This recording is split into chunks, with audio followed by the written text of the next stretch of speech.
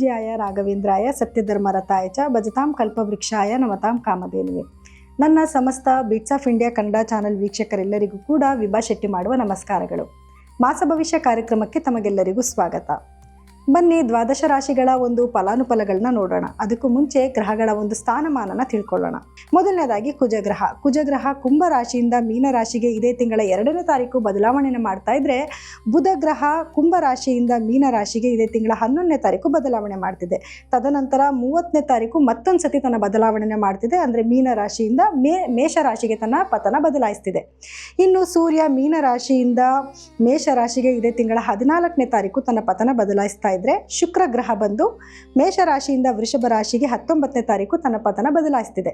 So ಹಾಗಿದ್ರೆ ದ್ವಾದಶ ರಾಶಿಗಳ ಮೇಲೆ ಏನೆಲ್ಲ ಫಲಗಳನ್ನ ನೀಡುತ್ತೆ ಅನ್ನೋದ್ರ ಬಗ್ಗೆ ನೋಡೋಣ ಬನ್ನಿ. ಮೇಷ ರಾಶಿಯವರ ಏಪ್ರಿಲ್ ತಿಂಗಳ ಭವಿಷ್ಯ ಹೇಗಿದೆ ಅಂತ ನೋಡೋದಾದ್ರೆ ನೋಡಿ, ಮೇಷ ರಾಶಿಯವರಿಗೆ ನಿಮ್ಮ ರಾಶ್ಯಾಧಿಪತಿ ಆಗಿರುವಂತಹ ಕುಜಗ್ರಹ 12ನೇ ಮನೆಯಲ್ಲಿ ಸಂಚಾರ ಮಾಡ್ತಿದೆ.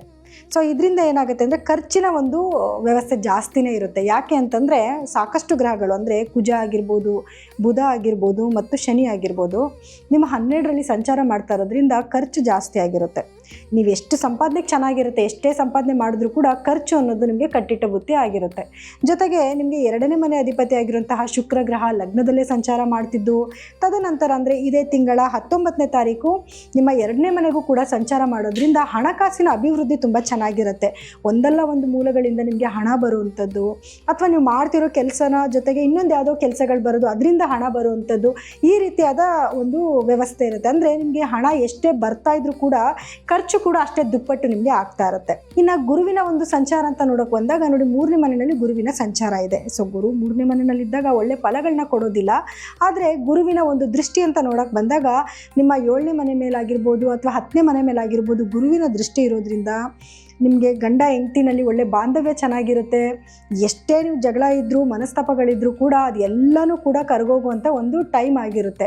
ಜೊತೆಗೆ ನಿಮಗೆ 10ನೇ ಮನೆ ಮೇಲೆ ಕೂಡ ಗುರುವಿನ ದೃಷ್ಟಿ ಇರೋದ್ರಿಂದ ಬಿಸ್ನೆಸ್ಸಲ್ಲಿ ತುಂಬ ಚೆನ್ನಾಗಿರ್ತಾರೆ. ಯಾರೆಲ್ಲ ವ್ಯಾಪಾರ ಮಾಡ್ತಾ ಇದ್ದೀರಾ ಅವರೆಲ್ಲರಿಗೂ ಕೂಡ ವ್ಯಾಪಾರದಲ್ಲಿ ಅಭಿವೃದ್ಧಿ ಆಗುತ್ತೆ.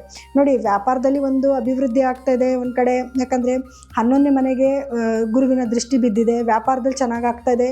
2ನೇ ಮನೆಯಲ್ಲಿ ನಿಮಗೆ ಶುಕ್ರನ ಒಂದು ಸ್ಥಾನಮಾನ ಬರ್ತಾ ಇದೆ. ಜೊತೆಗೆ ಗುರುವಿನ ದೃಷ್ಟಿಗಳು ಚೆನ್ನಾಗಿರೋದ್ರಿಂದ ವ್ಯಾಪಾರದಲ್ಲಿ ಅಭಿವೃದ್ಧಿ ಚೆನ್ನಾಗಿ ಆಗ್ತಾ ಇರುತ್ತೆ. ಮನೆಯಲ್ಲಿ ವಾತಾವರಣ ಚೆನ್ನಾಗಿರುತ್ತೆ. ಯಾರಿಗೆಲ್ಲ ಮದುವೆ ಆಗಿಲ್ಲ ಅವ್ರಿಗೆಲ್ಲ ಮದುವೆ ಯೋಗ ಕೂಡ ಬರುವಂಥ ಒಂದು ಟೈಮ್ ಕೂಡ ಆಗಿರುತ್ತೆ. ಸೊ ಇದೆಲ್ಲ ಒಂದು ಖುಷಿ ಪಡುವಂಥ ವಿಷಯನೇ.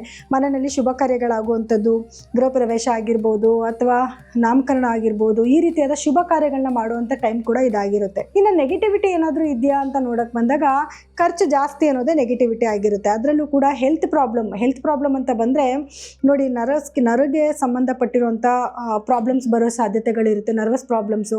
ವಿದ್ಯಾರ್ಥಿಗಳಾದರೆ ಮರ್ತೋಗೋದು, ಬೇಗ ಎಜುಕೇಷನಲ್ಲಿ ಏನಾದರೂ ಓದಿದರೆ ಅದನ್ನು ಬೇಗ ಮರ್ತೋಗುವಂಥದ್ದಾಗುತ್ತೆ.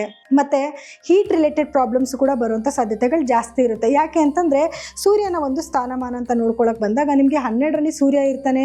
ಸೂರ್ಯನ ಬದಲಾವಣೆಯ ನಂತರ ಅಂದರೆ ಏಪ್ರಿಲ್ ತಿಂಗಳಲ್ಲಿ ಸೂರ್ಯ ನಿಮಗೆ ಉಚ್ಚ ರಾಶಿಯಾದ ಮೇಷ ರಾಶಿಗೆ ಬಂದಾಗ ನಿಮಗೆ ಅಧಿಕವಾದ ಫಲಗಳನ್ನ ನೀವು ನೋಡ್ಬೋದು. ಏನೆಲ್ಲ ನೀವು ಕೆಟ್ಟ ಫಲಗಳನ್ನ ನೋಡ್ತಿದ್ರಿ ಅಂದರೆ ಗೌರ್ಮೆಂಟ್ ರಿಲೇಟೆಡ್ ವರ್ಕ್ಗಳು ಮಾಡ್ತಿರೋರಿಗೆ ಅಥವಾ ಗೌರ್ಮೆಂಟ್ ಆಫೀಸರ್ಸ್ಗೆ, ರಾಜಕಾರಣಿಗಳಿಗೆ, ಅದರಲ್ಲೂ ಮೇಷ ರಾಶಿಯಲ್ಲಿ ಹುಟ್ಟಿರೋ ರಾಜಕಾರಣಿಗಳಿಗೆ ಕೆಲವೊಂದು ಹಿನ್ನಡೆ ಏನಾಗ್ತಿತ್ತು, ಸೂರ್ಯನ ಬದಲಾವಣೆಯ ನಂತರ ಸೂರ್ಯ ಉನ್ನತ ಸ್ಥಾನಕ್ಕೆ ಬರ್ತಾನೆ. ಸೂರ್ಯ ಮೇಷ ರಾಶಿಯಲ್ಲಿ ಉಚ್ಚ ಸ್ಥಾನಕ್ಕೆ ಬಂದಾಗ ಅತ್ಯಂತ ಒಂದು ಖುಷಿ ವಿಚಾರ ಅಂತ ಹೇಳ್ಬೋದು. ಯಾಕೆಂತಂದರೆ ರಾಜಕಾರಣದಲ್ಲಿ ಬದಲಾವಣೆನ ನೋಡ್ಬೋದು.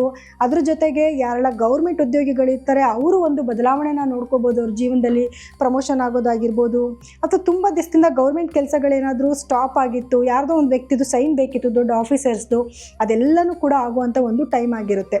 ಸೊ 14ನೇ ತಾರೀಕಿನ ನಂತರ ಮೇಷರಾಶಿಯು ಇನ್ನಷ್ಟು ಉನ್ನತ ಫಲಗಳನ್ನ ಖಂಡಿತವಾಗ್ಲೂ ನೋಡಬಹುದು. ಇನ್ನು ವಿದ್ಯಾರ್ಥಿಗಳು ಅಂತ ತಗೊಂಡಾಗ ನೋಡಿ, ವಿದ್ಯಾರ್ಥಿಗಳಿಗೆ ಎಜುಕೇಷನ್ ತುಂಬ ಚೆನ್ನಾಗಿರುತ್ತೆ. ಸ್ವಲ್ಪ ಶ್ರಮಪಟ್ಟು ಓದಿದ್ರು ಕೂಡ ಎಜುಕೇಷನಲ್ಲಿ ಬಹಳಷ್ಟು ಮುಂದಿರ್ತೀರ.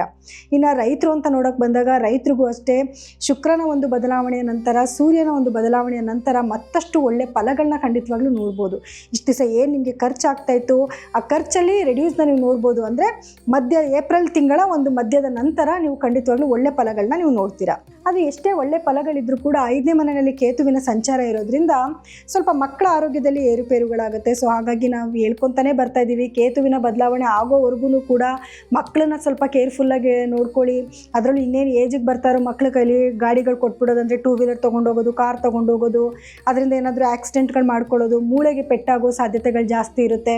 ಚಿಕ್ಕ ಮಕ್ಕಳಾದರೆ ಹುಳುಕಲ್ಲಾಗುವಂಥದ್ದು, ಥ್ರೋಟ್ ಇನ್ಫೆಕ್ಷನ್ ಆಗೋ ಚಾನ್ಸಸ್ ಕೂಡ ಇರುತ್ತೆ. ಹಾಗಾಗಿ ಸ್ವಲ್ಪ ಕೇರ್ಫುಲ್ಲಾಗಿ ಮಕ್ಕಳನ್ನ ನೀವು ನೋಡ್ಕೊಬೇಕಾಗಿ ಬರುತ್ತೆ. ಯಾಕಂದರೆ ಅದೇ ಮೇಜರ್ ಪ್ರಾಬ್ಲಮ್ ಅನ್ನೋದು ನಿಮಗೆ ತೋರಿಸ್ತಿದೆ.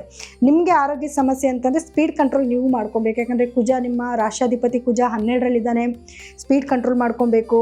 ಯಾಕಂದರೆ ಅಪಘಾತಗಳಾಗುವಂಥ ಸಾಧ್ಯತೆಗಳು ಜಾಸ್ತಿ ಇರುತ್ತೆ. ಇದೇ ನಿಮಗೆ ಈ ತಿಂಗಳಲ್ಲಿ ಮಾಡ್ಕೊಬೇಕಾಗಿರೋ ಒಂದು ರೆಮಿಡಿ ಅಂತ ಅನ್ಕೋಬೋದು. ಯಾಕೆಂತಂದರೆ ಎಲ್ಲ ರೀತಿಯಿಂದ ಮೇಷರಾಶಿಯವರಿಗೆ ತುಂಬ ಚೆನ್ನಾಗಿದೆ.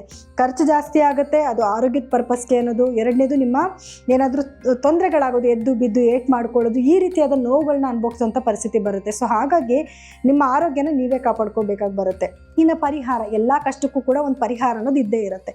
ಸೊ ಪರಿಹಾರವಾಗಿ ಏನು ಮಾಡ್ಕೋಬೇಕು ಅಂತಂದರೆ, ಮೊದಲನೇದು ನಾನು ಆಗಲೇ ಹೇಳಿದೆ, ಸ್ವಲ್ಪ ಸ್ಪೀಡ್ ಕಂಟ್ರೋಲ್ ಮಾಡ್ಕೊಳ್ಳಿ. ಮತ್ತು ಇನ್ನು ಬೇರೆ ಪರಿಹಾರಗಳೇನು ಮಾಡ್ಕೊಬೇಕು ಅಂದರೆ, ಸೂರ್ಯ ನೋಡಿ ಉಚ್ಚ ಸ್ಥಾನಕ್ಕೆ ಬರ್ತಾ ಇದ್ದಾನೆ. ಸೊ ಹಾಗಾಗಿ ಸೂರ್ಯನಿಂದ ಇನ್ನೂ ಒಳ್ಳೆ ಫಲಗಳನ್ನ ನೀವು ನೋಡಬೇಕು ಅಂತಂದರೆ, ಪ್ರತಿದಿನ ನೀವು ಆದಿತ್ಯ ಹೃದಯನ ಪಾರಾಯಣ ಮಾಡೋದಾಗಿರ್ಬೋದು ಅಥವಾ ಸೂರ್ಯ ನಮಸ್ಕಾರ ಹಾಕ್ಕೊಳ್ಳೋದು, ಇದು ಎರಡನ್ನೂ ಮಾಡಿಕೊಂಡ್ರೆ ನಿಮಗೆ ಒಳ್ಳೆ ಫಲಗಳನ್ನ ನೋಡ್ಬೋದು. ಜೊತೆಗೆ ಗಣಪತಿ ಆರಾಧನೆ ಮಾಡುವಂಥದ್ದು, ಅಂದರೆ 21 ಗರಿಕೆ ಹುಲ್ಲನ್ನ ತೊಗೊಂಡೋಗಿ ಯಾವುದಾದ್ರೂ ಮಂಗಳವಾರದ ದಿವಸ, ಅಂದರೆ ನಿಮಗೆ ನೋಡಿ ಈ ತಿಂಗಳಲ್ಲಿ 4 ಮಂಗಳವಾರ ಬರುತ್ತೆ, ಅದನ್ನು ಒಂದು ಮಂಗಳವಾರ ಆದ್ರೂ 21 ಗರಿಕೆ ಹುಲ್ಲನ್ನ ತೊಗೊಂಡೋಗಿ ಗಣಪತಿಗೆ ಅರ್ಪಣೆ ಮಾಡಿ ನಿಮ್ಮ ಹೆಸರಲ್ಲಿ ಒಂದು ಅರ್ಚನೆ ಮಾಡಿಸ್ಕೊಂಡು ಬನ್ನಿ. ಅದು ಕೂಡ ನಿಮಗೆ ಏನು ಕೇತುವಿಂದ ಆಗ್ತಿರುವಂಥ ನೆಗೆಟಿವಿಟಿನ ತಪ್ಪಿಸುತ್ತೆ. ಇನ್ನು ಕುಜಗ್ರಹ ನಿಮಗೆ 12ನೇ ಮನೇಲಿ ಸಂಚಾರ ಮಾಡ್ತಾ ಇದ್ದಾನೆ. ಹಾಗಾಗಿ ಸುಬ್ರಹ್ಮಣ್ಯ ಸ್ವಾಮಿಯ ಆರಾಧನೆ ಜಾಸ್ತಿ ಮಾಡ್ಕೊಳ್ಳಿ, ಅಥವಾ ಸುಬ್ರಹ್ಮಣ್ಯ ಸ್ವಾಮಿಯ ಒಂದು ದೇವಸ್ಥಾನಕ್ಕೆ ಹೋಗಿ ನಿಮ್ಮ ಹೆಸರಲ್ಲಿ ಒಂದು ಅರ್ಚನೆ ಮಾಡಿಸ್ಕೊಂಡು ಬನ್ನಿ ಸಾಕು. ನಿಮಗೆ ಬರೋ ನೆಗೆಟಿವಿಟಿನ ಖಂಡಿತವಾಗ್ಲೂ ನೀವು ತಪ್ಪಿಸ್ಕೊಬೋದು.